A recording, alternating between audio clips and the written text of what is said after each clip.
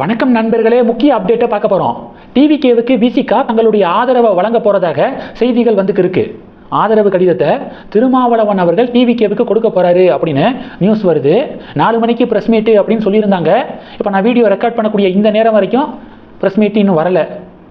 Maybe இதன் பிறகு press மீட்டை திருமாவளவன் அவர்கள் கொடுத்து அதிகாரப்பூர்வமாக டிவிகே ஆட்சி அமைய ஆதரவு அப்படின்னு எந்த நேரம் வேணாலும் அறிவிக்கலாம். ஆனால் இப்போதைய ஃப்ளாஷ் நியூஸு விசிகா டிவிகேவுக்கு தங்களுடைய ஆதரவை கொடுக்குறாங்க. நிபந்தனையற்ற ஆதரவு அப்படின்னு செய்திகள் வருது.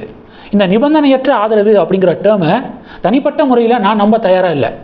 உங்களுக்கு எப்படியோ தெரியலை, ஆனால் நான் தனிப்பட்ட முறையில் நம்ப தயாராக இல்லை. வேணா வெளியில் அதிகாரப்பூர்வமாக சொல்லாமல் இருப்பாங்களே தவிர உள்ள 1 to 1 பேசும்போது அமைச்சரவையில் இவ்வளோ சீட்டு வேணும், துணை முதல்வர் பதவி வேணுமா வேண்டாமா, பாராளுமன்ற தேர்தலில் கூட்டணி தொடரணும், இது மாதிரியான நிபந்தனைகள் கண்டிப்பாக போட்டிருப்பாங்க. கம்யூனிஸ்ட்டும் அப்படி தான். காங்கிரஸ் தான் அறிக்கையிலே சொல்லிட்டாங்களே, local body election, Lok Sabha election, Rajya Sabha election இதில் எல்லாம் கூட்டணி தொடரணும் அப்படின்னு வெளிப்படையாகவே சொல்லிட்டாங்க. என்ன அதை நிபந்தனைன்னு சொல்லலை. மதவாத சக்திகள்கிட்ட இருந்து விஜய் தள்ளி நிற்கணும், இதுதான் நிபந்தனை அப்படின்னு சொல்லிட்டு வரி எழுதிட்டு கடைசி வரி லோக்சபா எலெக்ஷனு, லோக்கல் பாடி எலெக்ஷன்லாம் எங்களோட கூட்டணி வைக்கணும், கூட்டணி தொடரணும் அப்படின்னு கீழ் வரியில் எழுதியிருக்காங்க. எங்களை கலட்டி விட்டுறாதீங்க, இதுதான் எங்கள் நிபந்தனை அப்படிங்கிறது காங்கிரஸ் சொல்லியிருந்தாங்க. கம்யூனிஸ்ட்டும் நிபந்தனையற்ற ஆதரவு அப்படின்னு வார்த்தைகளை பயன்படுத்தியிருக்காங்க.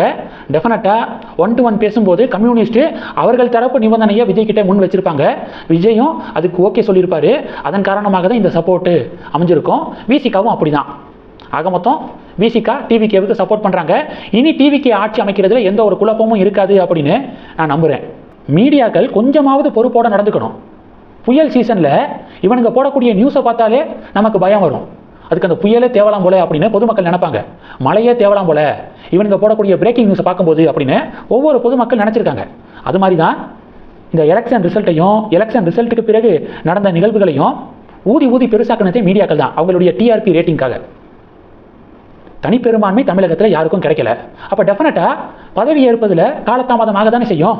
கேரளா காங்கிரஸ் தனிப்பெரும்பான்மையோட ஆட்சியை பிடிச்சிருக்காங்க, சீட்ஸ் ஜெயிச்சிருக்காங்க. இப்போ வரைக்கும் யார் முதல்வர் அப்படிங்கிறத தீர்மானிக்கல, சண்டை நடந்துக்கு இருக்கு. வெஸ்ட் பெங்காலில் தனிப்பெரும்பான்மையோட 200 தொகுதிகளுக்கு மேலே பிஜேபி ஜெயிச்சிருக்காங்க. இன்னைக்கு தான் பதவி பிரமாண நிகழ்வு நடந்துச்சு. அப்போது இந்த பதவி ஏற்கிறதுல தனிப்பெரும்பான்மையாக இருந்தாலே காலதாமதம் ஆகுது. அப்போ தனிப்பெரும்பான்மை இல்லாதப்ப காலதாமதம் அப்படிங்கிறது இயல்பு, அது ஒரு நேச்சர். இதை டிவிகே ஃபாலோவர்ஸ் புரிஞ்சுக்கணும். கவர்னருக்கு எதிராக ஒரு நெகட்டிவிட்டியை பரப்புறது தமிழக மீடியாக்கள் முன்னாடி நின்று பண்ணாங்க. தந்தி டிவி எடுத்துக்கோங்க. 10ஆம் தேதிக்குள்ள பதவி ஏற்காம விட்டுட்டா என்ன நடக்கும் தெரியுமா? தமிழக சட்டமன்றத்துடைய பதவிக்காலம் 10ஆம் தேதியோட முடியுது. அதுக்குள்ள பதவி ஏற்றுக்கணும். அப்படி பதவி ஏற்கலைன்னா கவர்னர் ஆர்டிகல் 356 அமல்படுத்த குடியரசுத் தலைவருக்கு கடிதம் எழுதினாலும் எழுதிடுவாரு. குதிரை பேரம் நடக்கிறது, பணம் கொடுத்து எம்எல்ஏக்களை வாங்க முயற்சி பண்ணிக்கிட்டு இருக்காங்க, தமிழ்நாட்டில் அசாதாரணமான சூழல் நிலவுது அப்படின்னு குடியரசுத் தலைவருக்கு எழுதக்கூடிய கடிதத்தில் குறிப்பிடலாம். அப்படியெல்லாம் கடிதம் எழுதுனா குடியரசுத் தலைவர் ஆட்சியை இங்கே அமல்படுத்திடுவாங்க. அப்போ என்ன நடக்கும்? தமிழக சட்டமன்றம் செயல்படாது. நமக்கான சட்டத்தை நாடாளுமன்றத்தில் இயற்றுவார்கள். 6 மாதத்துக்கு ஒரு முறை பிரசிடென்ட் ரூலை புதுப்பித்து கொண்டே இருப்பார்கள். 3 வருஷம் வரைக்கும் தேர்தலே நடத்தாமல் குடியரசுத் தலைவர் ஆட்சியை கண்டினியூ பண்ண முடியும். பிறகு என்னாகும்? தமிழகம் டெல்லியின் கட்டுப்பாட்டுக்குள் சென்றுவிடும். இப்படி நியூஸ் போட்டிருக்கிறது யார் தெரியுமா? தந்தி டிவி. எப்படி பயமுறுத்துறாங்க பாருங்க. விசிகா டிவிகேவுக்கு சப்போர்ட்டை கொடுத்து டிவிகே ஆட்சி அமைக்க போகுது கன்ஃபார்மு.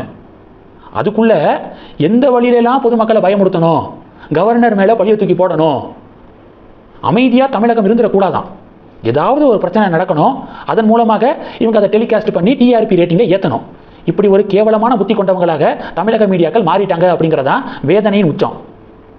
வெஸ்ட் பெங்கால்லையே குடியரசுத் தலைவர் ஆட்சியை பாஜக அமல்படுத்தலைங்க. வெஸ்ட் பெங்கால்லையே நியாயப்படி தேர்தலை சந்தித்து அவ்வளவு கஷ்டப்பட்டு கேம்பெயின்லாம் பண்ணி வாக்குகளை மக்கள்கிட்ட இருந்து வாங்கி இப்போ தனிப்பெரும்பான்மையோட ஆட்சியை பிடிச்சிருக்காங்க. இப்போ தந்தி டிவி சொல்லக்கூடிய இந்த ஸ்டேட்மெண்ட்டெல்லாம் ஒருவேளை காங்கிரஸ் மத்தியில் ஆட்சியில் இருந்தால் நடந்திருக்கும். பிஜேபி ஆட்சியில் ஆட்சியை கலைக்கிறது, ஆர்டிகல் 356 பயன்படுத்துறது, இதெல்லாம் ஒரு தடவை கூட மோடி ஆட்சியின் கீழே நடக்கவே இல்லை. எந்த மாநிலத்துடைய மக்களால் தேர்ந்தெடுக்கப்பட்ட எந்த மாநில அரசையும் மோடி கவர்மெண்ட் இப்போ வரைக்கும் ஆர்டிகல் 356 பயன்படுத்தி கலைச்சதில்லை அப்படிங்கிறதான் வரலாறு, உண்மை. ஏன்னா தேடி பாருங்க. ஏற்கனவே டிவிகே சப்போர்ட்டர்ஸ் எல்லாம் சோகத்தில் இருக்காங்க. இன்னைக்கெல்லாம் திருநெல்வேலி பக்கத்தில் கூடங்குளம் பக்கத்தில் இசக்கியப்பன் அப்படிங்கிறவர் விஜய் இன்னும் சிஎம் ஆகலை, ஜெயிச்சும் சிஎம் ஆகலை அப்படின்னு வேதனையில் மண்ணெண்ணெயை ஊற்றி கொளுத்திக்கிட்டாராம். இன்னைக்கு சென்னை பக்கத்தில் டிவிகே சப்போர்ட்டர் ஒருத்தர் பிளேடால் கிழிச்சிக்கிட்டாராம். விஜய் ஏன் இன்னும் சிஎம் ஆகலை, சிஎம் ஆக விட மாட்டீங்க அப்படின்னு பிளேடால் கிழிச்சிக்கிட்டாராம். இப்படி ரொம்ப எமோஷ்னலாக இருக்காங்க டிவிகே சப்போர்ட்டர்ஸு. அவங்களுக்கு எப்படி நியூஸ் போடணும் மீடியாக்கள்? விசிகாவோட பேச்சுவார்த்தை நடக்குது, டெஃபினட்டாக அது முடிகிற மாதிரி தான் தெரியுது. சக்ஸஸ்ஃபுல்லாக டிவிகே தான் ஆட்சி அமைக்க போகிறாங்க, யாரும் இது மாதிரி விபரீத முடிவெல்லாம் எடுக்காதீங்க, டிவிகே ஆட்சி தான், இப்படி அவங்களுக்கு ஒரு நம்பிக்கையை கொடுத்தா இது மாதிரியான அசம்பாவித சம்பவங்கள் நடந்திருக்காது. இதை விட்டுட்டு அது நடக்காது, இது நடக்காது, குடியரசுத் தலைவர் ஆட்சி அமல்படுத்திடுவாங்க, இல்லை மீடியாவை நீங்களாம் அப்படிங்கிறதான் சாமானிய பொதுமக்களுடைய கேள்வியாக இருக்குது. நியூஸ் தமிழ் 24x7 சேனல் நேற்றோ முந்தா நேற்றோ ஒரு தம்ப்நெயில், போராட்டம் வெடிக்குது, தமிழகத்தில் போராட்டம் தொடங்க போகுது அப்படின்னு தூண்டி விடுறாங்க. இன்றைக்கி பார்த்தீங்கன்னா கடலூரில் நேஷனல் ஹைவேவை டிவிகே சப்போர்ட்டர்ஸு பிளாக் பண்ணியிருக்காங்க.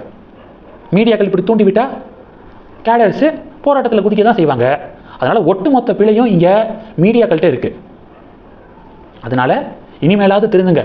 தமிழக மீடியாக்களை அண்ணாமலை துரத்தி அடிப்பார்ல, அதில் எந்த தப்பும் இல்லை அப்படிங்கிறது இப்போ தான் பலருக்கு புரிய ஆரம்பிக்குது. அண்ணாமலையை ஏன் பிஜேபி ஸ்டேட் பிரசிடெண்ட்டாக மறுபடியும் ஆக்கணும் அப்படின்னு நான் பல வீடியோக்களில் பேசியிருக்கேன். மீடியாக்களுக்கு ஆப்பு வைப்பார் அண்ணாமலை.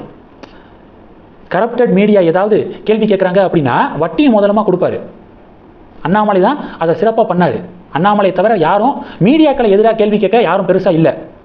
அதுக்காகவாவது அண்ணாமலை பாஜக மாநில தலைவராக மறுபடியும் சார்ஜ் எடுத்துக்கணும் அப்படிங்கிறதான் என்னுடைய விருப்பம். இந்த செய்திகளை பற்றி உங்களுடைய பார்வைகளை கமெண்ட் பண்ணுங்கள். தொடர்ந்து கணக்கில் இருங்க. அடுத்தடுத்து நிறையா பதிவுகளை பார்க்க போகிறோம். நன்றி.